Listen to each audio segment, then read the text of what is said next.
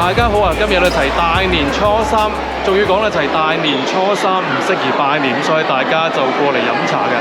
咁啊，大年初三嘅時候咧，中山各個鎮區嘅酒樓咧，亦都係人滿為患，咁大家亦都係出嚟飲茶食飯同埋拜年嘅。咁啊，而家咧就唔需要話每一間每一戶啦，去到現場拜年啦，唔需要去到屋企拜年啦，出嚟飲餐茶食餐飯就已經當係拜咗年㗎啦。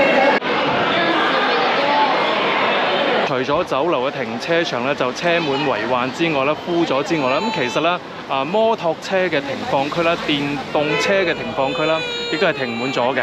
咁啊，當然啦，而家喺鎮區行走嘅時候咧，出行嘅時候咧，多數咧都係以電動車為主嘅，因為咧非常之方便啦。咁如果係你話開車嘅話咧，要周圍揾停車位啦。不過咁啊，路邊嘅收費停車位咧都可以揾得到嘅。咁啊，見到啦，現場咧不斷有車開入呢一個咧就係酒樓嘅停車場用餐嘅。咁啊，酒樓嘅免費停車場咧基本上已經滿咗㗎啦。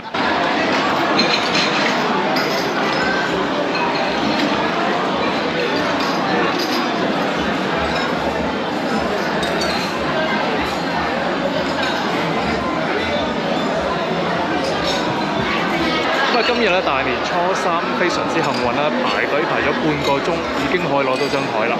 睇睇現場嘅情況，咁啊非常之多人啦，喺度咧就係飲茶啦。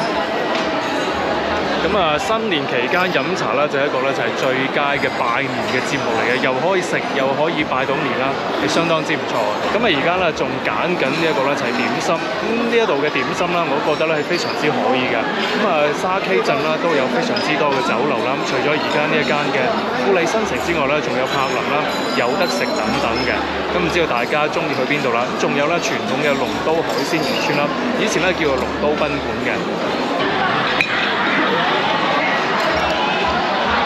今日大年初三，當然啦，非常之多人嚟到呢度咧就係飲茶，所以咧就全場爆滿嘅。